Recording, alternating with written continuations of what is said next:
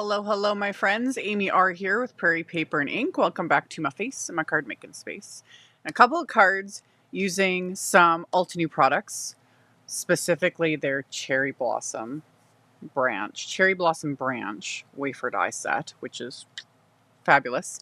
And I'm going to do some dry embossing with a stencil, easy ink blending, splatter, of course, and a couple of oldie but goodie favorites are going to get pulled in as well. So, like always, everything I used will be listed and linked in the description box below the video. My links are affiliate links. That just means that if you click on one of my links, end up placing an order, I get a little kickback from that at no extra cost to you. That is what helps pay the bills, keeps the channel going, enables me to keep bringing out content. And yeah, that's it for the chatter. Let's get into making the cards. So this is the Craft a Flower Cherry Blossom Branch wafer die set. Huge die set. Love it. The actual florals are not enormous. This branch is just a substantial size, which my finished cards are A2 size, so 4 1/4 by 5.5 inches. So that'll give you an idea of the size of this branch.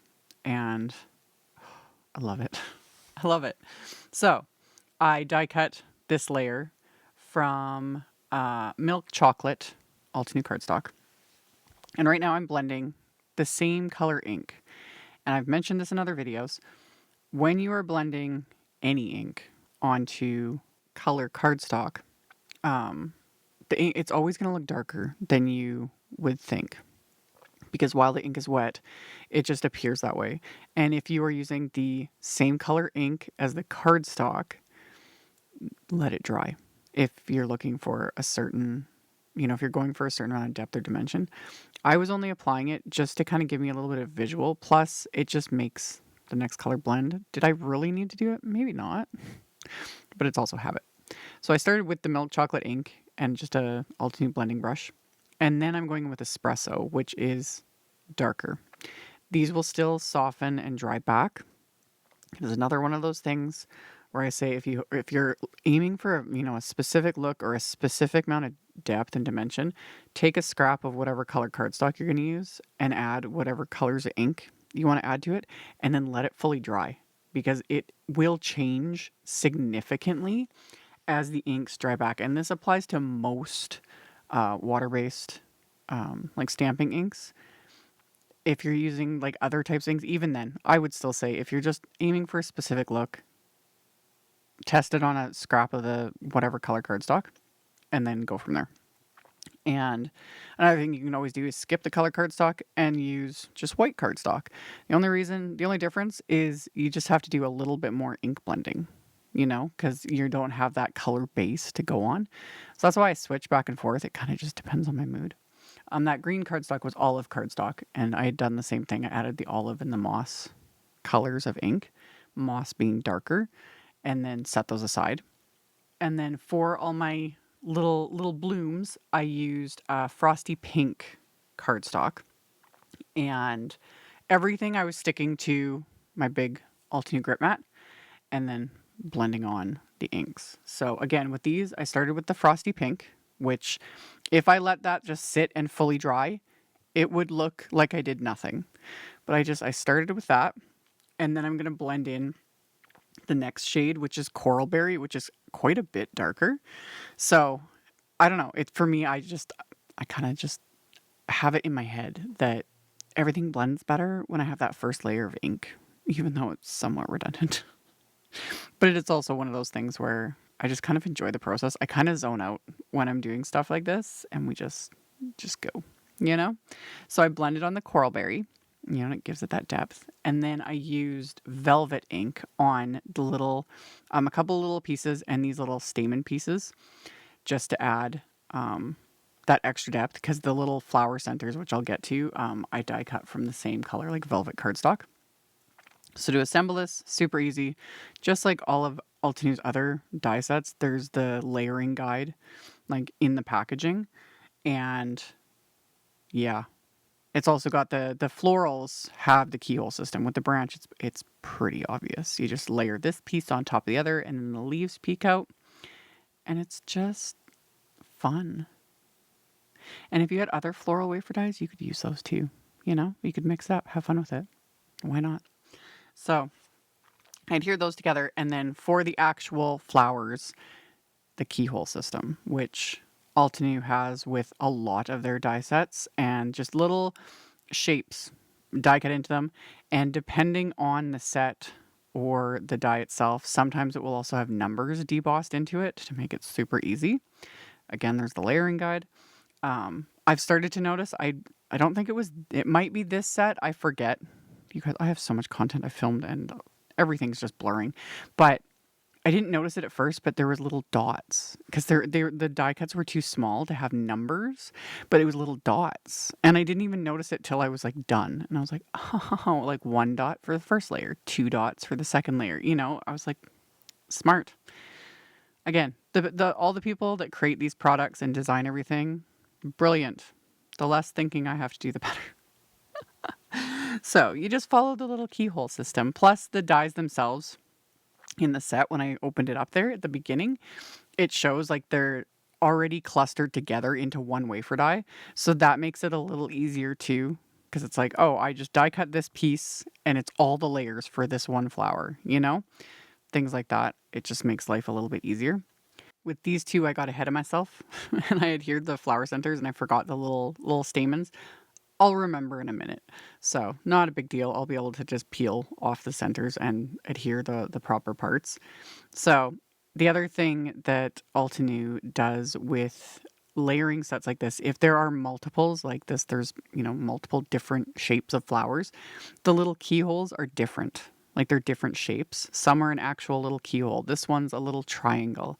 Sometimes it's an arrow. Like they'll use different shapes per image, and that also makes it a little easier because then you know which one lines up with which. And then you build them, and I've got all these cute little cherry blossoms. Like, so cute. Reverse tweezers for the win with this set, because there are some smaller pieces, and I would just use my reverse tweezers to hold them, add a little bit of glue, layer them up, and then we're good to go. So this is when I discovered, I was like, oops, I forgot the little stamens, but the little flower centers were small, so I just quickly peeled those off and then went on and adhered the proper bits. Simple. And the thing too is with a lot of these sets, after you've kind of done it once, you can kind of mix and match if you want, be a little creative with things, layer it up a little differently. Like you don't have to do everything in the exact order or, all the layers. I haven't honestly really done that much, but there is always that option. Like even with the 2 flowers that I forgot the little stamens, could have left them off and just had the flower centers. They still looked cute. It was fine. So I have, my little slight OCD takes over, and I usually will always adhere everything and assemble everything the way it was intended. But I give the ideas for those that, are a little more free-spirited with it all and want to just break out of that box. Do it. Have fun with it. It's only paper, So I just kept going along and adhering all of these little pieces. And as they all come together, especially with some of these sets and some of the florals, it always is very interesting how some of the pieces, it's like, what is this? It's like, what is this? And then once it all comes together, it's like, oh, that makes sense. It's a flower. It's so pretty. So once I assembled all my florals, set them aside. And then I'm using the vintage Motifs stencil. Any stencil would work for this. And I have my embossing mat as well as my metal shim, and I'm running this through my Anna Griffin Empress machine with just the cardstock and the stencil. And because that embossing mat is there, this is going to create an impression with the stencil. Love it. Love doing that. So you will never get like a very deep impression doing this because a stencil is thin. It's not an embossing folder. But that is a fun way to get more use out of your stencils rather than just like inking over them or using paste, things like that, is just emboss with them. So I embossed, that was Moonrock cardstock with that stencil. And then I adhered it to a panel that's A2 sized of that same cardstock. And then I've got my branch. So now you can see how big this branch is. So if you like doing like larger cards, 5x7, etc., scrapbook pages, all the things, this is definitely like, this die set is not, it's not piddly. It's a big wafer die. So once I had the branch adhered, I just started adhering all the little flowers on it, and I love cherry blossoms. I think they are so pretty. And you can do different colors, obviously, too. But I was very much in a pink mood when I made this. So I just adhered my little flowers. I had die cut a few of the extras of the smallest ones, which I adhered one on the front, and then I saved a couple extras for the inside of the card, which we'll get to later on. And once I had everything adhered, I'm of course going to add just a little bit of splatter. So I'm going to use my white gouache. So I've got my card front in my splat box, put a little bit of the white gouache onto my little palette here, add a bit of water to it so that I can thin it out a bit and get it to a good consistency. And then using my little fan brush, I am just going to splatter this all over this background, keeping it more contained towards like the actual little flowers. And then as usual, as I'm, doing my editing and voicing over, I could have tinted this gouache pink. That would have looked really cute, but it's fine. So I let the gouache dry. And while it was drying, for my sentiments, I pulled out the Timeless Sentiments dies. This is one of my favorite like sentiment die sets. And I used just the friend word. And I had die cut it from some cream Ivory cardstock. I used Ivory cardstock for the sentiment. And the outline I had die cut from vellum. And I'd stacked the sentiment together. So I had 2 layers for the sentiment and then the vellum. And then I adhered the final layer of the cardstock to the back of that. And then to adhere this to the card front, I used some of Altenew's 1/16 of an inch foam tape and just trimmed it down a bit because I've got all this dimension between the layers of that die cut branch and the flowers and everything else. So I'm just sticking a bit of foam tape, more kind of like specifically for this one, in the center areas so that will make the sentiment lay sort of flat because there's a fair bit of dimension, not a ton, but enough that it was just easier to trim down a little bit of the foam tape to stick in the middle areas there. And then that way this will lay nice and flat right across all of these die cut pieces. So I popped that into place, and then I did the same thing with the second card front where it was needed, added little bits of the foam tape. And then for a companion sentiment, this is the Build a Garden Sulfur Cosmos. Look at that large floral. Of course, I had to pet it because it's amazing. But the Build a Garden Sulfur Cosmos has a ton of fabulous sentiments. So I heat embossed one of the sentiments onto some just olive cardstock and then trim that down. And then I'm just going to pop that onto both of these card fronts as well.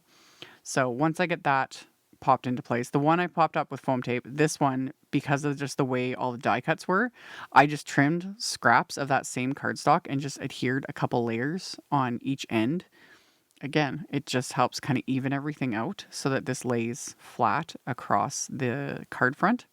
So added those little layers, and then I can just pop that into place.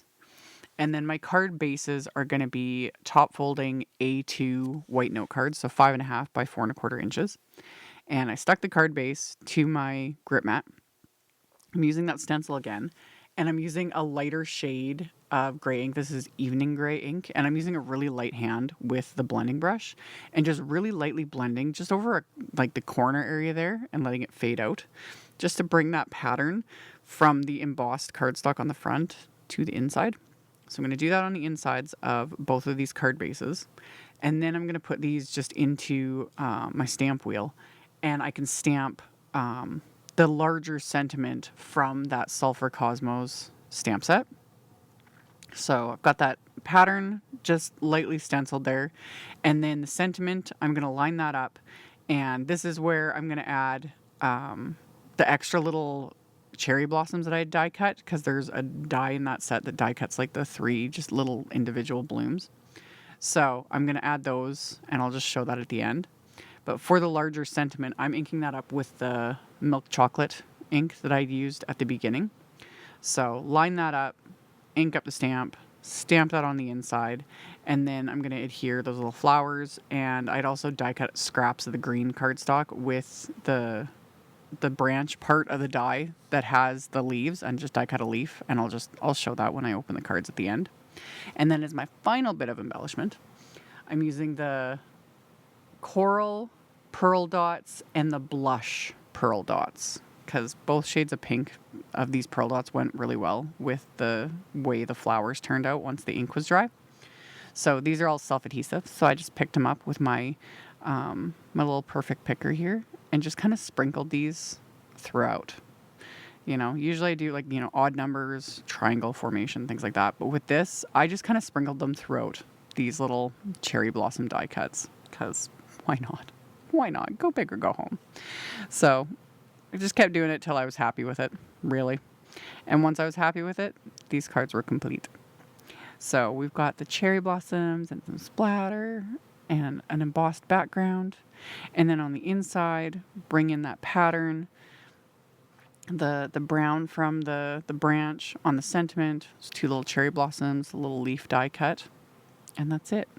So like I mentioned in the beginning, I will have links to all of the things in the description box below the video for anyone who's interested. Thank you all so much for hanging out with me, for thumbs upping and commenting. It helps a ton. I very much appreciate it. And I will see you all very soon in the next video. Bye. Thank you so much to my amazing Patreon supporters. For anyone that might be interested in joining my Patreon community and supporting me, the link to my Patreon is in the description box below the video. For everyone else, as always, thank you all so much for taking the time to watch my videos, for thumbs upping, commenting, subscribe if you haven't, I'd love to have you. And here's a couple other videos for you to check out in case you missed them. Bye!